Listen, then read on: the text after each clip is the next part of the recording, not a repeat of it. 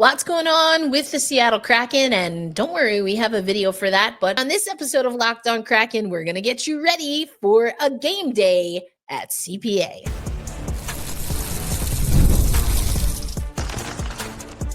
You are Locked On Kraken, your daily podcast on the Seattle Kraken, part of the Locked On Podcast Network, your team every day.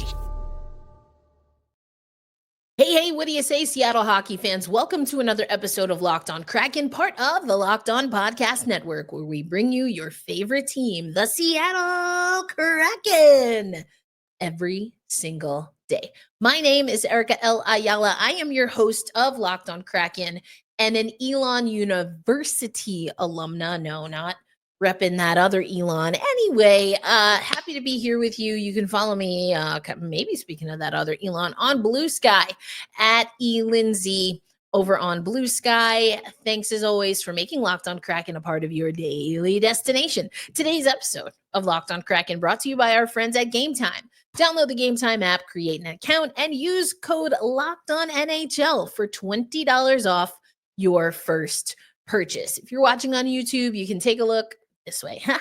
You can take a look at the sidebar. We are going to talk about roster updates. I went into detail on Philipp Grubauer. Actually going to break that up into two videos for you because the last video that I did was pretty long. I had a lot of thoughts, rants, things to say, but Philipp Grubauer, in case you haven't heard or listened to any of the other episodes, he has been he cleared waivers. He was placed on waivers. He cleared waivers and is with the Coachella Valley Firebirds.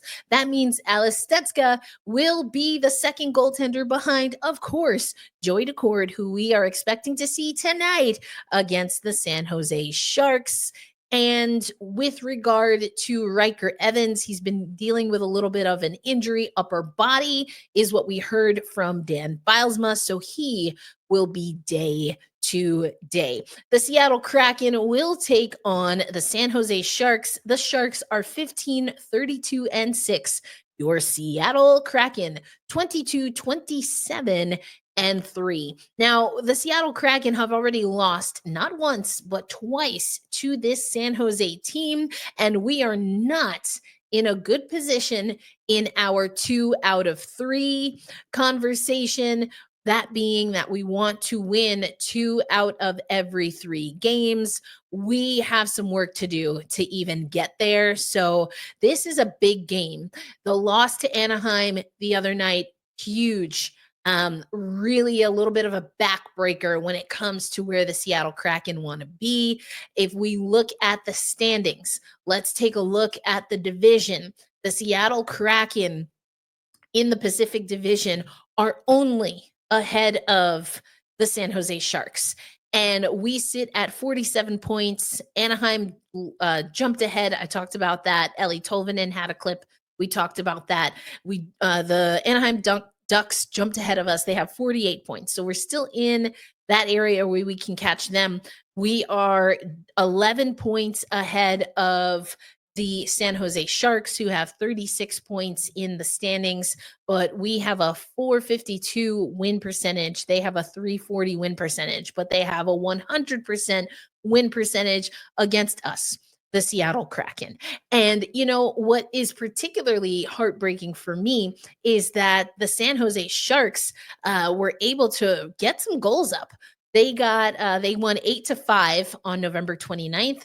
And then on November 30th, it was a 4-2 contest. And we need to win a game against the San Jose Sharks, if only because I sometimes bartend here in Tulsa, Oklahoma. And, I've got one of our regulars who is a San Jose Sharks fan, and he's going to mercilessly make fun of me, as he absolutely should, if the Seattle Kraken don't get this win. So yes, that's a little bit of a personal thing, but it's a pride thing as well. I have pride in the Seattle Kraken team, and I need the Seattle Kraken to have some pride in their game. Now, we are going to see Joey Daccord in this game because, well, Philipp Grubauer is not available. I suppose we could see Alex Stetska.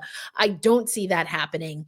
As a matter of fact, we heard from Dan Bylsma that the plan is to ride with Joey Daccord the rest of the way. And again, if you want more details on that, I have a two-parter that goes into Philipp Grubauer going on waivers, why it happened, what are the reactions to it happening. I'm sure we'll get even more reactions after tonight's game.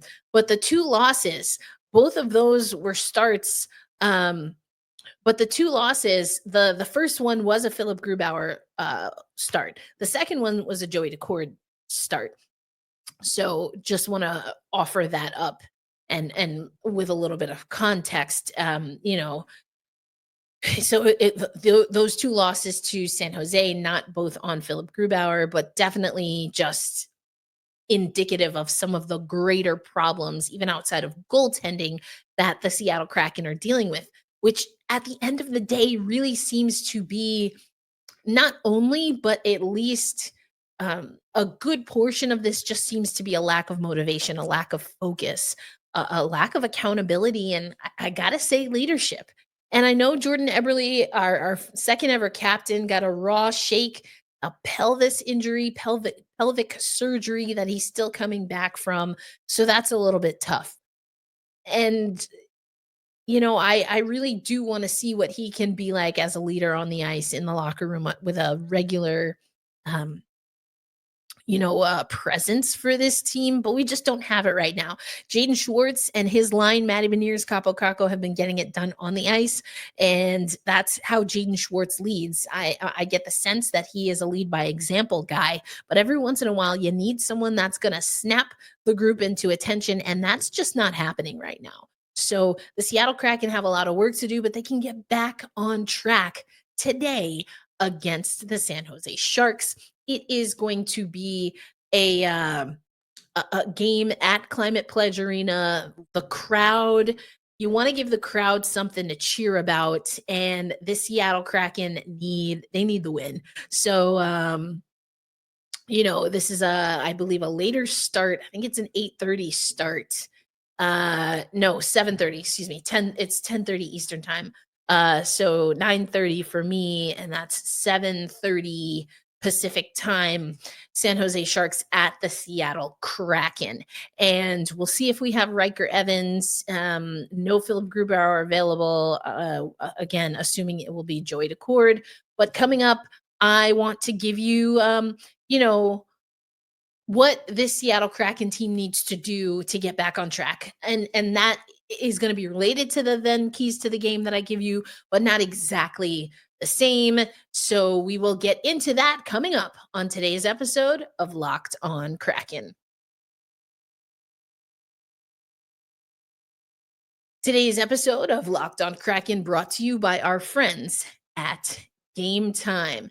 Now, attending the NFL playoffs can be pretty expensive. The Super Bowl, even more expensive, but it's also an unforgettable experience. And if that's something that you want to do, or maybe it's a concert, a baseball game like me, or a theater performance, comedy, whatever, Game Time has got you covered, because there is an excitement when you go to a live game. I've talked about going to the Foo Fighters.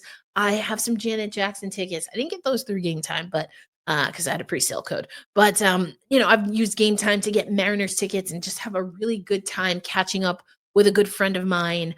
Baseball's great for that. You watch some baseball, you catch up on life. And there's nothing like having those experiences. And Game Time can help you curate that for you, your family, and of course, your friends.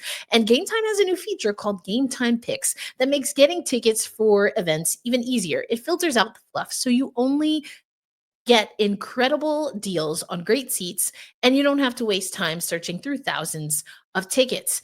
And again, I've told you that I've used Game Time to find tickets to Mariners games. I know where I like to sit at M's games. I also love to see if I can find really good tickets on a giveaway night, and I can do all of that. Views from the seat, everything. Toggle the all-in pricing feature on the Game Time app. So take the guesswork out of buying tickets with Game Time.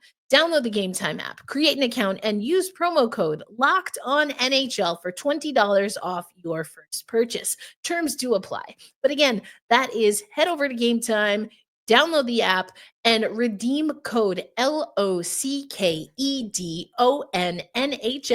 for $20 off.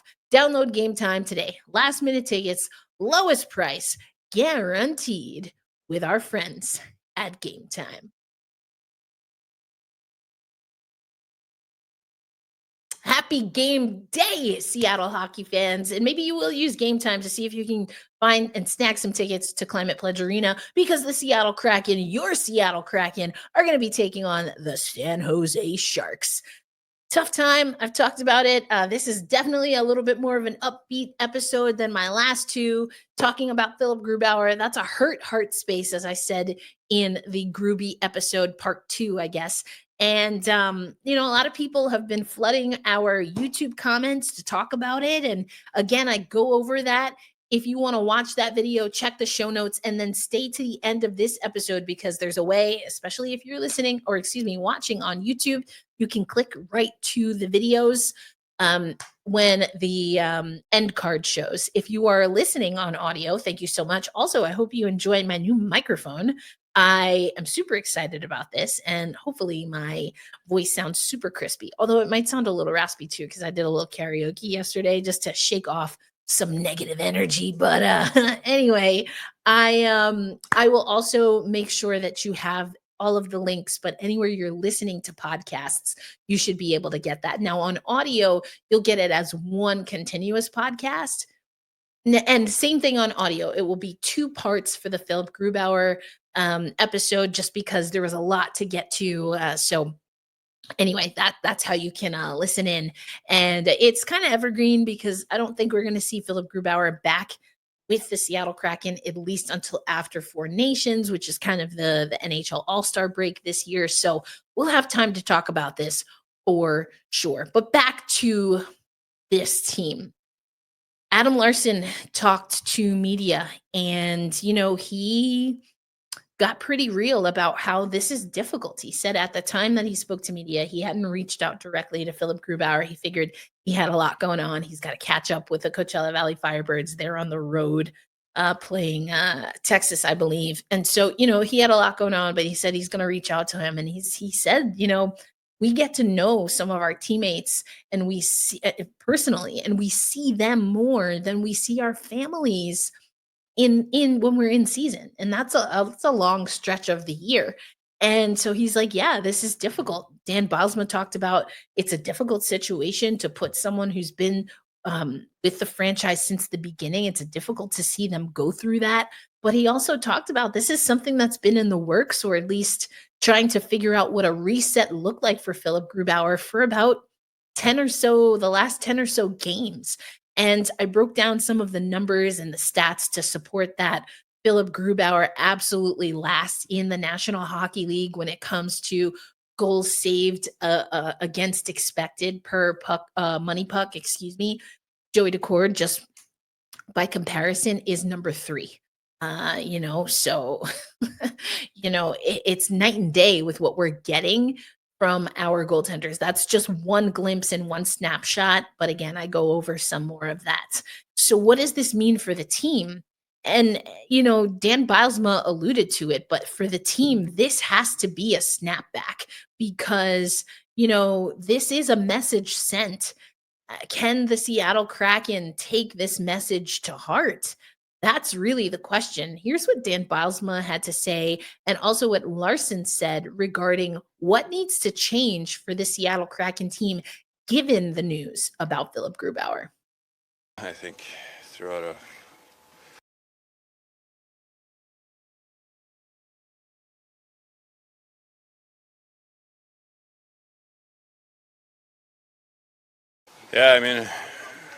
good defense could make your goalie look good, and I thought even last night or the other night really kind of left him out to dry there on a couple of goals. So I don't think he is the one to blame on those. There's for sure some holes on our defensive side of things, and we're all responsible how this season have gone so far, and it is sending a message.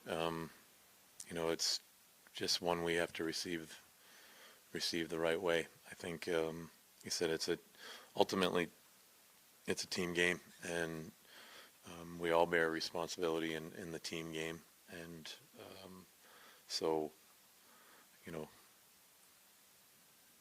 it's it's a message we're going to receive, and we have to find a way to react to it the right way.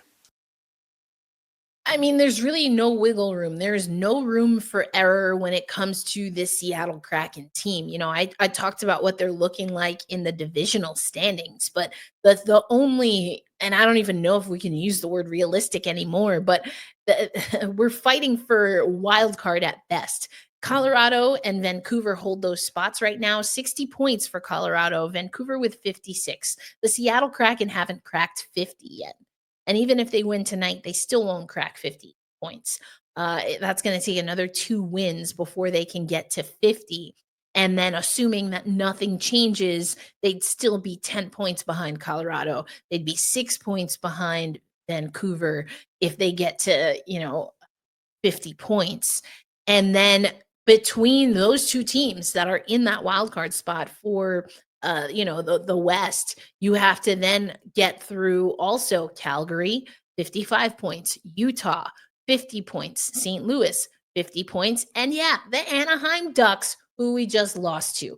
Uphill climb for this Seattle Kraken team. This is a snapback moment, though, and you don't have Philipp Grubauer on the bench. You see that a veteran is not immune to being placed on waivers. Wild. If you are a fan of The Matrix or you know anything about The Matrix, let's just say, I made a reference to The Matrix and used that throughout that Philipp Grubauer special episode because I just don't understand how things go down the way they did. And I feel bad for the guy. Is this what gets the attention of the team? I don't know. Because there have been other, not I guess, we also had Daniel Sprong go down on waivers. That was a little bit of an outlier. So, there's that. But it's not just him going on waivers, but now, you have got to be sharp. You're putting the goaltending in situations, you're putting a team in situations where it's just not a good look. And so, they say sometimes when you put in a new goalie that players, it kind of sharpens their senses a little bit. Well, they're going to have Joey. So there's familiarity there. I don't know that we see Alice Stetska. As a matter of fact, we heard from Dan Bylsma that the plan is to go with Joey Daccord. I'm pointing over here because that's where I have the schedule. But the plan is to go with Joey Daccord at least through the Four Nations break, which is San Jose tonight. Then the Seattle Kraken will host Calgary, Detroit, and Toronto, and then play Calgary again before the break. And then on the other side in February, they take on Florida, Tampa Bay, and St. Louis. Not easy. So this is a reset, get back to his game for Philipp Grubauer, but the Seattle Kraken have to get back to their game as well. I can't imagine that the team is feeling great. I don't know how much maybe the weight of kind of the drain of the mental game has been affecting this team. I can only imagine that that's at least part of it. We've heard guys at different parts in the season talk about confidence. So hopefully this is the right kind of motivation, because another thing to be concerned about is this going to be a distraction? It's kind of a mind melt. It's something that's messing with the minds of the team to the point where they cannot perform. I don't know, because there's something about how this team is computing what they know, and who they are on paper, and then the execution that we see in games. Those are all different things right now for this Seattle team. So I hope this doesn't backfire. But that goes to a larger question that I'm asking about this franchise right now. What is the plan? And that's a front office question. I have so many questions about this front office right now and what the plan is now, in the immediate, down the pike, in the intermediate, short term, and then the long-term plan. What is the plan? Just kind of trying to show guys up. That's not going to work after a while. If anything, it becomes it becomes toxic. It becomes cancerous to the culture that I thought was being created at the Seattle Kraken. So it's a delicate tightrope that the Kraken are dealing with right now. And I mean, this can't be the only move because Philipp Grubauer what doesn't have great numbers, but he's not the problem. He wasn't the problem, as we heard from some folks in that loss. So the Seattle Kraken have to bounce back. For me, that means they have to stay focused. I really do hope that the team was able to connect, whether that was with the coaches, without the coaches, maybe both. I do also hope that Ron Francis and or the front office has been communicating with the team because there's a piece of me that just believes that maybe everything isn't aligned. And so resetting the expectations, letting people know what the expectations are and what the resources are available to the team, I think is going to be huge right now because bringing down the hammer, it doesn't always work. It doesn't always work. And quite honestly, I think the coaching staff and to some extent, of course, the players have inherited a team that is, I mean, at best, I'm kind of scratching my head on how it was established and built. At worst, it's just kind of doing things to say that you did them without them really making any sense. Like we've talked about Chandler Stevenson. I've talked about Andre Burakovsky. We've talked about Philipp Grubauer. And so now you're placing a guy on waivers. Okay, sure. But how does that help the team that's on the ice? Now you're putting Joey Daccord in a situation where he has to play every game. How is that helpful? You don't give him any support. You're throwing him out there and he's taking even more weight on. So again, what is the plan? What is the plan here? I don't know. I keep asking that question. I'm going to keep asking it until I think I have an answer, which I don't have one. And that's endlessly frustrating. So the Seattle Kraken have to wipe all of that away, play for the guy next to you. Play for the guy next to you, play for the guy in the net, and maybe just like block out everything else. I know I literally just said I want the front office to talk, I want the coaches to talk. Maybe it's really just the players. And if the players and the coaching staff and the front office aren't all in lockstep and in sync, which I'm starting to believe they're not. Again, this is a larger issue, but just for now, the players have to be on the same page. That's what it's going to take. Play for the guy next to you. Remember your why and play for some pride. But what does that look like in 3 keys to the game and looking at some of the stats between these two teams? I will tell you coming up on today's episode of Locked On Kraken.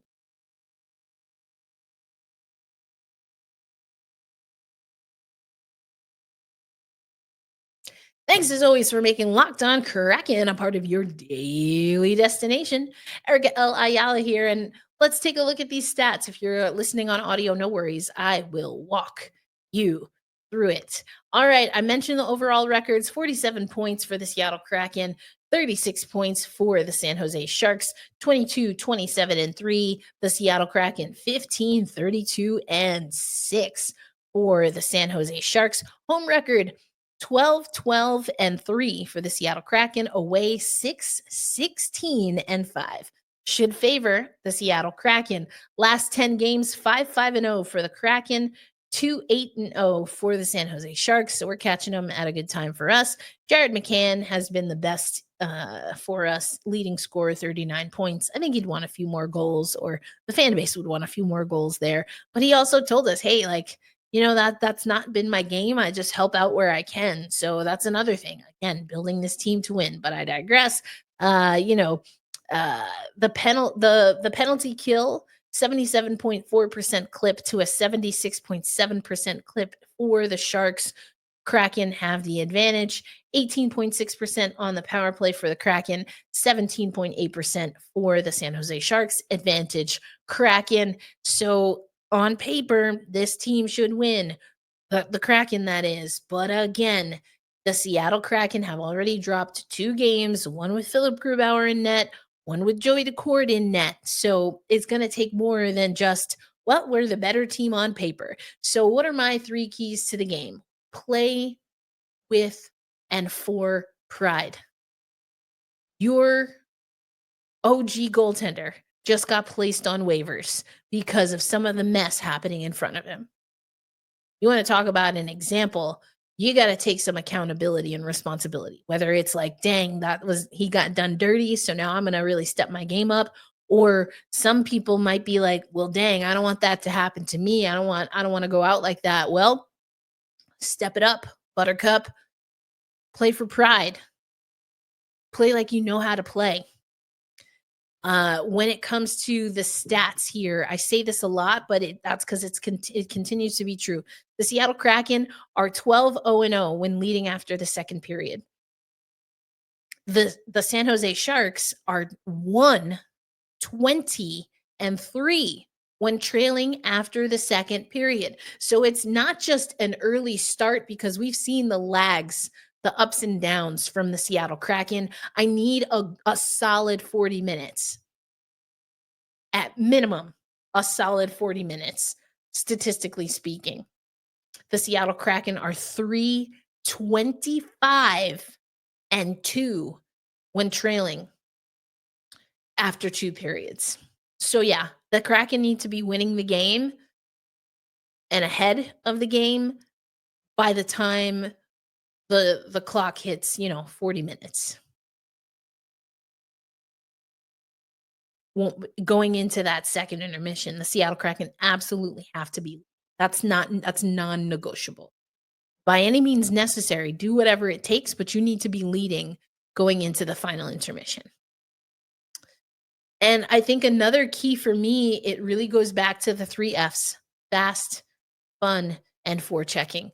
So much can be so heavy. Guys probably feeling some kind of way about what happened with Philipp Grubauer, not having him around. He's a good guy to have around. He's not there. He's not there to back up Joey Daccord. Alex Stetska is a good, funny guy as well, but he doesn't have nearly as much experience as Philipp Grubauer does. So that's going to take an adjustment if and when we have to see him, which means that Joey Daccord either isn't having a great night or he got injured. So that's not something we want to see. Got to lean into playing the game tough in the middle of the ice.